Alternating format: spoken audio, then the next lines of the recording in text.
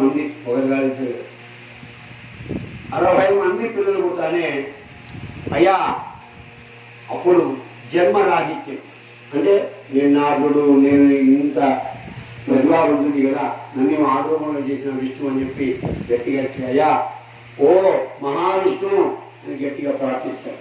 విష్ణు ప్రత్యక్షిస్తాడు. ఏం నాయన అన్నాడు.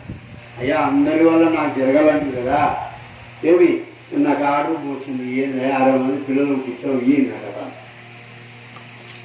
అంటే సరే అని మాట్లాడతాను. అంటే జరగాలన్నాయా అన్నాడు. సరే స్వామి ముందు రూపం పోగొట్టన్నాడు. సరే పో సరే ఇలాంటి పైకి ఎత్తి స్నానం చేయమన్నాడు. అడగల కదా ఏమి చేకెత్తాడు స్వామి అని అడగలే ముందు పోగొట్టుకో ఇక కొత్త రాజు పోయి ఏడాది పైకి ఎత్తి దవక మునిగి వచ్చినాం. ఇక ఈ మోచే దగ్గర నుంచి ఇటు వరకు మొత్తం ఆడది.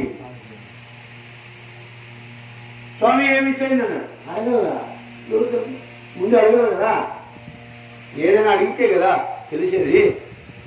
తప్ప రైటా ఒప్ప రైటా అనేది తెలుసలేదు. సరే స్వామి పొరపాటు ఏంది, సరే ఇంకా నేనేం చేసేది లేదు, అది అట్లే అన్నాడు. సరే నా కర్మ నేనేం చేస్తాను, ఈ నా పుత్రుడు ఈ మన భాష చెప్పండి, ఈ నా కొడుకులు ఏం చేయాలి, ఈ నా పుత్రులు నేనేం చేయాలి అన్నాడు. వీళ్ళు ఒకరొకరు ఈ భూ ప్రపంచాన్ని చక్రవర్తిగా ఏరుతారు అనుకుంటారు. చక్రవర్తి సరే సంతోషం. రాజెవరు? ఒక 10 మంది రాజులైతేనే ఒక చక్రవర్తి. రాజు సరే, చక్రవర్తి సరే, రాజులు ఎవరు అంటే అప్పుడు శ్రీ మహావిష్ణువు ఏం చెప్తాడు అంటే ఆదివారం, సోమవారం, మంగళవారం, బుధవారం అప్పుడు సప్తగ్రహాలను పిలుస్తాయి. అప్పుడు 7 గ్రహాలు పిలిచి అయ్యా మీరు రాజులుగా ఉండండి, నేను నాడు కొడుకులు ఈ యొక్క భూప్రపంచానికి చక్రవర్తులుగా ఉంటారు. సంతోషం స్వామి నీ ఆనతి అన్నది.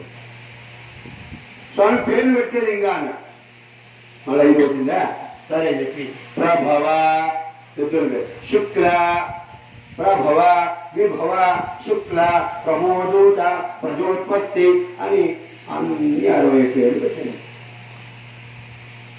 సరే ఇక నక్షత్రాలు ఉంటారు. అప్పుడు ఫస్ట్ అగ్ని పుట్టింది. ఆ అగ్ని కృత్తికా నక్షత్రం. నక్షత్రాన్ని అగ్ని నక్షత్రము అని పేరు. కృత్తిక నుంచి మొదలుకొని భరణి వరకు నక్షత్రాలన్నీ కూడా మొదలైనవి. వారాలు మొదలైనవి. ఇది వచ్చారు కదా సప్త గ్రహాలు వచ్చినాయి కదా. సరే చైత్రశుద్ధ పాడ్యం నుంచి లెక్కచారము అన్నాడు. సో చైత్రశుద్ధ పాడ్యమి నుంచి రాజుడు యావరు ఎవరైతే వాళ్ళు రాజు అన్నాడు. ఈయన మహావిష్ణువు ఏం చెప్పినాడు, ఆదివారం అయితే సూర్యుడు, సోమవారం అయితే చంద్రుడు, మంగళవారం అయితే కుజుడు, బుధవారం అయితే బుధుడు, గురువారం అయితే గురుడు, శుక్రవారం అయితే శుక్రుడు, శనివారం అయితే శని. అయిపోయి తత్వగ్రహాలు అయిపోయాయి. నక్షత్రాలు యోగ కరణ అన్నీ కూడా పుట్టినవి. ఆ రోజే పుట్టినవి. అదే రోజే చైత్రశుద్ధ పాడ్యమి. వీళ్ళని పుట్టినానికి ఆ రోజే పాడ్యమి. అప్పుడు కృతయుగంలో 1 నెల 300 రోజులు ఉండేది. ఏమి ఇప్పుడు కలియుగానికి వచ్చానికి 30 రోజులు. కృతయుగంలో 350 రోజులు. మళ్ళా త్రేతాయుగానికి వచ్చే వాళ్ళకి 150, ద్వాపరానికి వచ్చే వాళ్ళకి 70, కలియుగానికి వచ్చేవాళ్ళకి 30. అందుకే అప్పుడు యుగాది అన్నారు, ఇప్పుడు ఉగాది అన్నారు. యుగం మారుతుంది 3 ఏళ్ళ అంటే 12 ముళ్ళ 36, 3600 రోజులైతే ఒక యుగం. అర్థమైందండి, 3600 రోజులు ఏమి ఒక యుగంగా అప్పుడు ప్రకటించబడింది.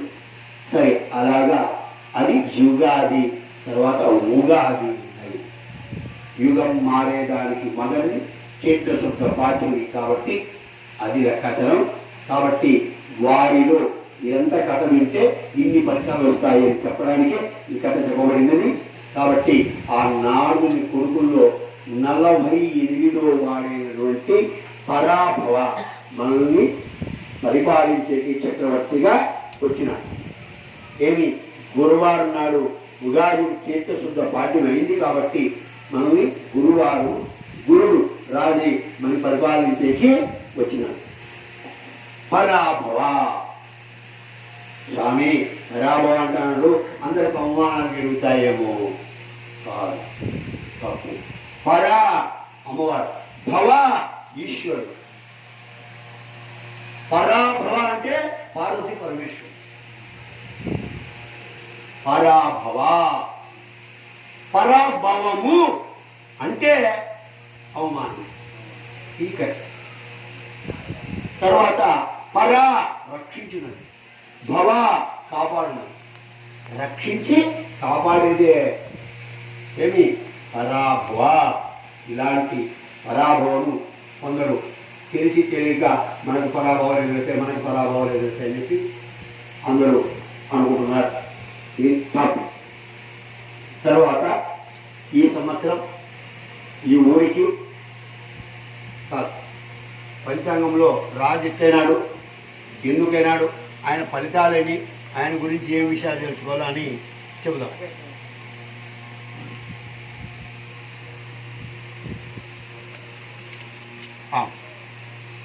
ఈ పరాభవన సంవత్సరం ఫలితాలు. ఈ సంవత్సరం రాజులు అనేక ఇబ్బందులు ఎదుర్కొంటారు. చిన్న ధాన్యములు బాగుగా పండు, మంచి వర్షములు కోసి. తర్వాత రాజ్యాధిపతి గురుడు అంటే రాజు గురువైన కాబట్టి బ్రాహ్మణులు కర్మల యందు నిష్ట కలిగి ధర్మ మార్గాన్ని అనుసరిస్తారు. రాజు సత్వవంతంగా మంచి పాలన అందించి నీతిమంతులైతారు. ప్రజలు సుఖ సంతోషాలతో ఆరోగ్యంగా జీవిస్తారు. తర్వాత మంత్రి కుజుడైన కాబట్టి గ్రామాలు, పట్టణాలు, అరణ్యాలు అగ్నికి ఆహుతాయి. రాజు యుద్ధాల్లో తమ అదృష్టాన్ని వెతుక్కుంటారు. సేనాధిపతి చంద్రుడు. సేనాధిపతి చంద్రుడైన వల్ల వర్షాలు అధికంగా కురుస్తాయి, వస్తువుల ధరలు పెరుగుతాయి. తరువాత ఆ జనులందరూ ఆరోగ్యవంతులై సుఖంగా ఉంటారు. తర్వాత గోవులు దండిగా పాలిస్తాయి. పాలిచ్చే పతనాలు ఏవైతే ఉన్నాయో అన్నీ కూడా దండిగా పాలిస్తాయి.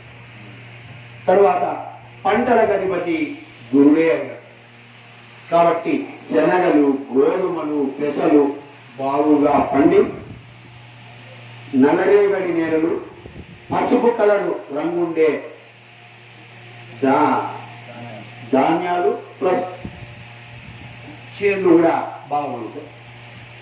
తర్వాత బుధుడు ధాన్యాధిపతి అయినాడు కాబట్టి పెసలు బాగుంటాయి. పచ్చ పెసలు, అవి కూడా పచ్చ పెసలు.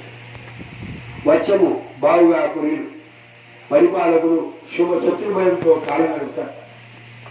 అర్ఘ్యాధిపతి, మేఘాధిపతి రెండు చంద్రుడే. అర్ఘ్యాధిపతి, మేఘాధిపతి సముద్రంలో నుంచి నీళ్లు తీసుకొచ్చేవాడు, భూమి మీద కురిపించేవాడు, రెండు చంద్రుడే అధిపతి అయినాడు కాబట్టి ఇంక భయమే. చంద్రుడు చల్లటివాడు, నీళ్లు, వర్షాలు. ఈసారి నీటి కొరత ఉండదు, వానలు దండిగా వస్తాయి. దీంట్లో అనుమానం లేదు. ఏమి అన్ని విధములైన పంటలు బాగుగా పండను, పుష్కలమైన వానలు ఉండవు. వస్తువుల ధరలు మంచి ధరలు పలుకుతాయి. తర్వాత గోవులు దండిగా పాలిస్తాయి. తర్వాత రసాధిపతి సూర్యుడు. రస పదార్థాలు అంటే ఏమి?